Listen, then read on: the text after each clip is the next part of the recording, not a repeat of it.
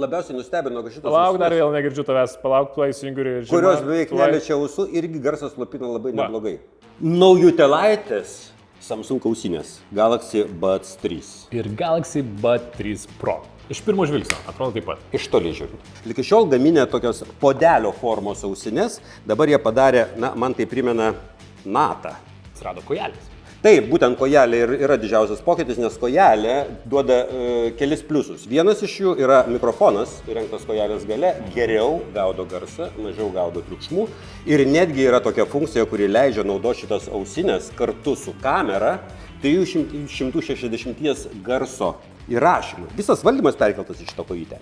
Na, mane tai nudžiugino. Iš tikrųjų, visiškai nespaudžia ausies kanalą. Ausinės tokios lengvos ir atrodo, kad įsistato taip lengvai ir atrodo, pajudinus jos kažkur išbėgs, bet jos lieka ausyse. Patogus valdymas, kokybiškas garsas. Man patinka Pro. Mano ausims tikriausiai jos geriau tinka, jos labai gerai įsistato, atsiranda šiek tiek daugiau žemų ir lygtais atrodo ausyse tas pats tvirtumas atsiranda. Nors ir prieš tai nekrito ir dabar nekrenta, bet tas jausmas šiek tiek... Ką sakai?